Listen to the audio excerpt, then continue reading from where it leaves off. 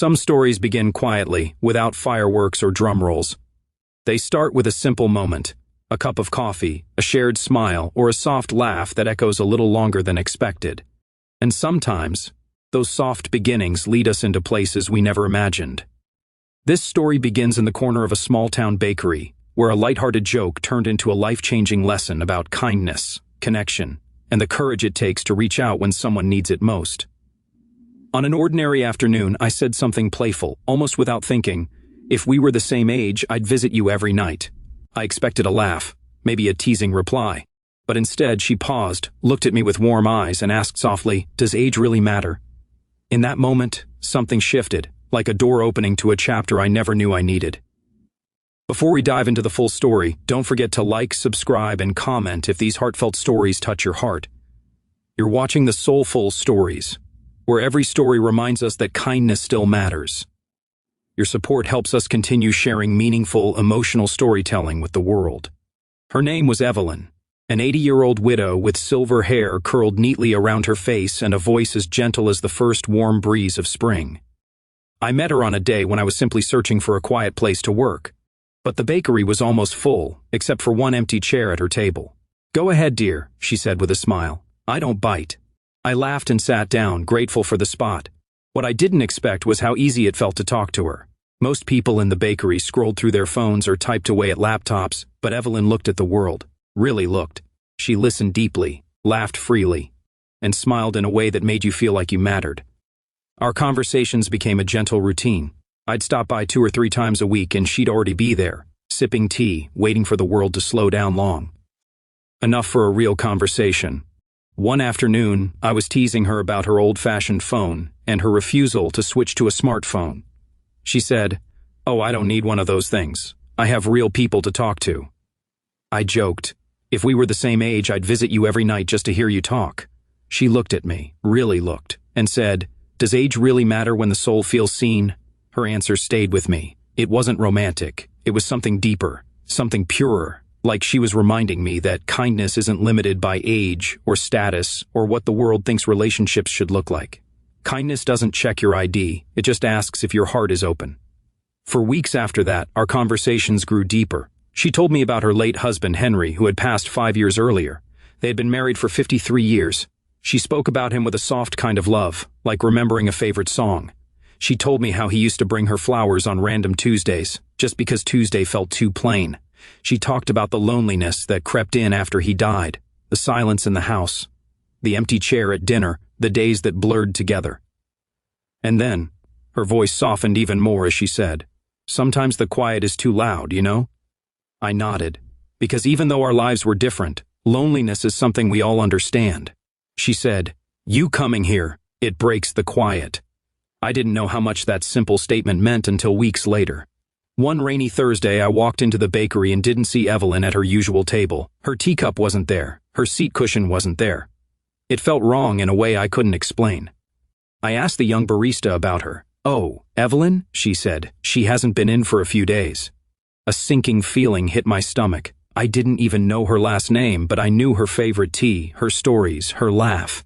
I knew the way she tilted her head before giving advice, and the way she folded napkins into small squares while she talked. But I didn't know the one thing that could help me find her, so I waited, and every day, her empty chair felt heavier. A week later, I saw her again, but not at the bakery. She was sitting at the bus stop outside, in the cold, with a small grocery bag beside her. Her eyes looked tired, and her hair wasn't curled the way it usually was. I rushed to her. "Evelyn, I've been worried." She smiled, but it wasn't the same soft smile. It was thinner, like she was trying to hide something. "I wasn't feeling well, dear," she said, "but I'm all right now." I offered her a ride home. She agreed. Her house was small and cozy, but dim. The photos on the walls, wedding photos, children, grandchildren, felt like they were watching over her, keeping memories alive. But the air felt heavy, and I could tell she had been alone more than she admitted. Over the next few weeks, I visited her often. Sometimes I brought groceries. Sometimes I just sat with her while she told stories. Sometimes we watched old movies and critiqued them like we were professional reviewers. One evening, I brought her homemade soup. She took a sip and said, "You know, I used to cook every Sunday, big meals. The house was full of noise. Now it's just me."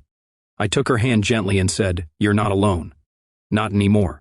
Her eyes filled with tears, not sad ones, but the kind that come from being seen after a long time of feeling invisible. That night, as we talked, she said something that struck me deeply. Kindness is the closest thing to love we can give a stranger. It made sense, because what we shared wasn't romance. It wasn't obligation. It was simply two souls meeting in the middle, filling the spaces that life had emptied. As weeks turned into months, Evelyn became one of the most important people in my life. She taught me how to slow down, how to listen, how to care without needing something in return. But life has a way of reminding us that time is fragile. One morning, I received a call from her daughter, a number I didn't recognize. "Mom asked me to tell you," she said softly, "that she's in the hospital." I dropped everything and rushed there. When I walked into the room, Evelyn smiled weakly. "You found me again," she whispered.